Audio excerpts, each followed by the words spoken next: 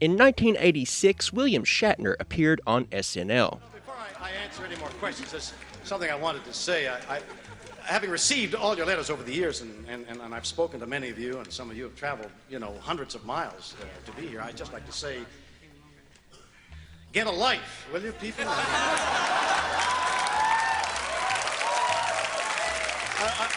I mean, for crying out loud, it's just a TV show. Even though it was a comedy sketch, it reflected his true feelings at the time. In later years, he would come to better understand the fans and the franchise. He later wrote in his book, also called Get a Life, quote, "That now infamous sketch was for me, at the time, equal parts comedy and catharsis. I bought into the Trekkie stereotypes. In a nutshell, I was dope." Hey you fancy nerds, I'm Jay, and today we're going back to the final frontier with a broad overview of some of the most interesting things Star Trek can teach us. Is it more than just a TV show? Let's find out. Engage.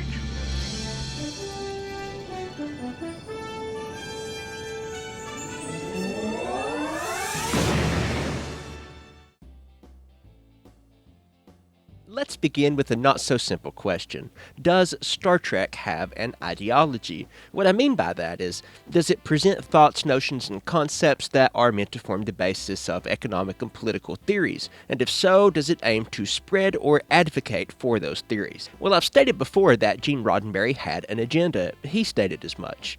Because it speaks to some basic human needs that there is a tomorrow. It's not all going to be over with a big flash and a bomb. That the human race is improving. He was a humanist who believed in cosmopolitanism and believed that dogmatism could be a dangerous thing when taken to the extreme. Before we get started, let's briefly explore a few of these ideas and try to put Star Trek into context by exploring the mindset of its creator. Let's start with cosmopolitanism. At its core, this is the idea that all human beings are, or should be, citizens in a single community. There are many differing versions of cosmopolitanism, and each envisions the community in different ways. Star Trek shows us a future where people from all cultures, civilizations, and even planets can agree on a shared set of values and unite together. It manifests this early on in the form of a bridge crew that appears to have been assembled without any regard to race, sex, or nationality, and it's worth noting that this isn't presented as a plot point. There's no episode where the captain has to argue the merits of hiring a woman or defend the race of a crew member. It is simply never questioned. Everyone in the Federation is a member of the community, and anyone with shared values can join. Next on the list we have humanism. Now, we've touched on this topic in our discussion of ethics in the Prime Directive. In short, humanism came about in the Renaissance era and had a major influence on the founding of the United States. As a system of thought, humanism attaches importance to humanity as opposed to supernatural or divine beings, and emphasizes a rational, evidence-based approach to solving humanity's problems. So last but not least, we come to dogmatism, defined as a set of principles presented as incontrovertibly true, where little or no recourse exists to present evidence to the contrary. Now, unlike cosmopolitanism and humanism, Star Trek isn't advocating for dogma. Instead, Star Trek draws a line. The line must be drawn here. This far, no farther. It says that extreme dogma can be dangerous and gives us numerous examples of theistic, political, and militaristic dogmatism both within and outside the Federation. Star Trek makes the case that anyone can fall victim to extremism, so nothing should ever be above scrutiny. So long as one's arguments are based in evidence, we should hear them out. In the somewhat lackluster second season of Star Trek The Next Generation, we found an outstanding episode entitled The Measure of a Man. In just over 45 minutes, the audience is asked to question exactly what it means to be sentient, and through this lens, we explore not just the human condition, but also philosophy and civil rights. In his 2016 video, The Trouble with Transporters, CGP Grey discusses how the transporter works and the frightening repercussions that come as a direct result of using this method of travel. In short, although it's often described as taking your body apart and moving it to a new destination for reassembly, this can't be how the transporter works because of cases where a person was copied or merged with another person. What this means is that the transporter actually breaks you down and then builds another you at the destination. That kind of sounds like being killed and replaced by a copy, though, doesn't it? There's not enough matter in your body to make two of you. The transporter is turning energy into matter and matter into energy.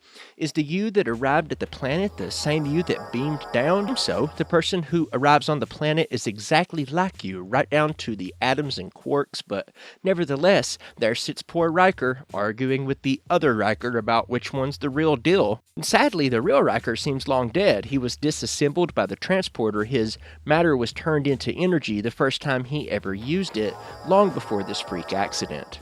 The two Rikers created in this rare transporter malfunction are both copies of a copy many times over. So neither Riker is the original, and their paths diverged the moment they were beamed into existence. Maybe they were exactly the same for a moment, but after being created, these Rikers clearly became two individuals. That brings us to King Theseus, a alleged founder of Athens and the subject of a million nerd arguments. The story goes like this. The citizens of Athens dedicated a ship to Theseus, and over the course of hundreds of years, as the ship was repaired, pieces of the ship were replaced. If you remove one rotten plank and replace it, then most people would agree that it's still the same ship. But what happens after you've replaced every single piece with an identical replacement? Is it still the Ship of Theseus? You are the ship, and the very nature of your existence is change. Your body, including your brain, loses and gains quarks, atoms, molecules, and cells. If you are made of entirely different matter than you were 7 years ago, are you a different person? Over that amount of time, even your collection of memories, opinions, and personality traits have changed. If you're a different person than you were at age 7, at what point did you stop being that you and become this you? Is the real you, your consciousness or soul, for lack of a better word, entirely contained in the biological structure of your brain, or is there some part of you that can't be copied? This question is known as the duplicates paradox. Let's say your brain was frozen. Later on, it's scanned down to the quark and used to make a new brain. Would that new brain contain your consciousness? What if they made two copies? Can two identical copies of you both be you? Do they stop being you once they each form their own separate new memories that you didn't have? If so, are they sentient? Well, if we're looking to judge who is or is not a sentient being, then we should circle back to the measure of a man. In that episode, we're given 3 criteria: intelligence, self-awareness, and consciousness. Let's begin with intelligence. Can you acquire knowledge and skills and then apply them? Congratulations, you are intelligent. How intelligent? Well, that's not really relevant to the discussion, but I'm sure you're great. Next, self-awareness. Are you aware of your motives, feelings, and desires? Congratulations again, you're self-aware. Just one more hurdle to jump, consciousness. Are you awake and aware of your surroundings? Well, look at all you fancy sentient nerds. Good for you. Now here's the problem. You can easily judge these things in yourself, but can you tell the difference between a robot that's built to emulate sentience and one that's actually sentient? What about people 2,000 years from now, dealing with much more advanced technology?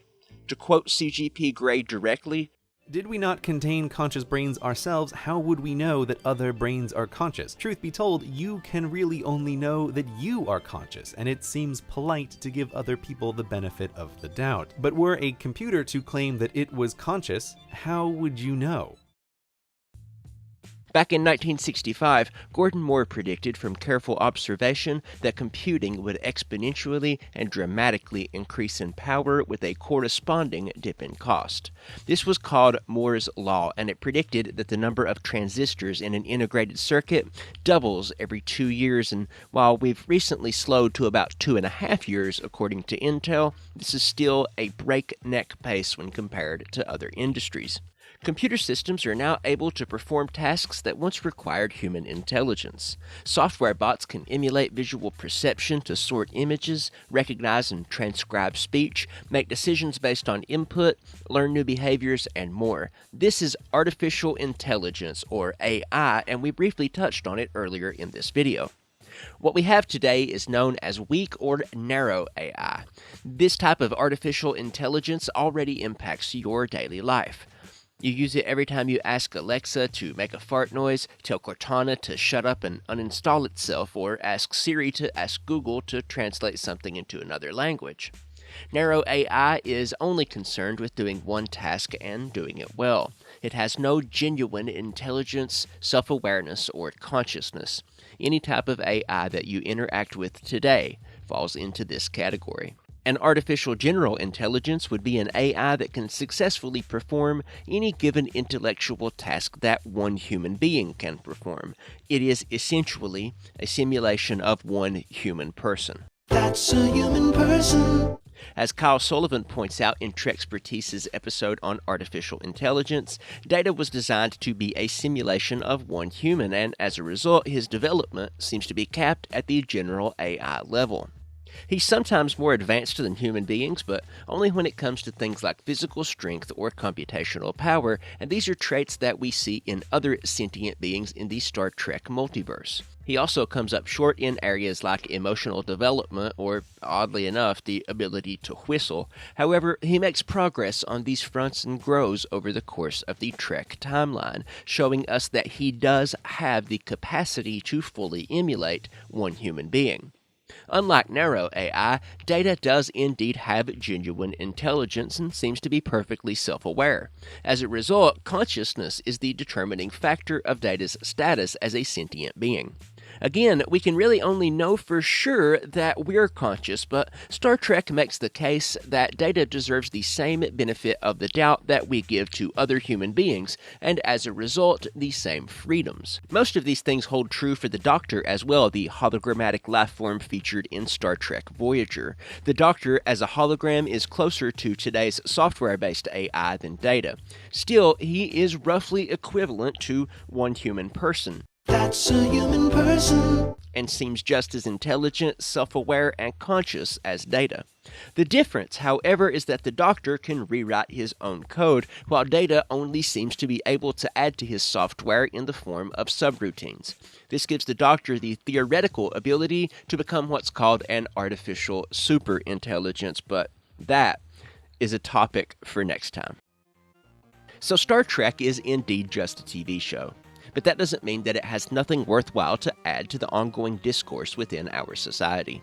While we all flurry about tending to family, work, school, and other matters of importance, the need to settle down and unwind is ever present. If we can be entertained while simultaneously pondering many of the great philosophical and ethical questions of our time, then I say that's a step in the right direction. Next time, we'll finish up our two-part video on the life and death of Superman by exploring the philosophy and symbolism behind the character, so ring that bell and you'll be notified. In the meantime, I'll be back on Comicstorian this week with another list of 5 evil doppelgangers. Last week I did 5 evil Spider-Men. Again, link in the description below. And keep in mind, guys, comics, Star Trek, Star Wars, Harry Potter, or whatever you love. These things aren't just totally normal, they're valuable. They shape how we see the world, and they shape our lives, and if we dig a little deeper, we just might find something profound. Now, I've been Jay, and I'll see you guys next time.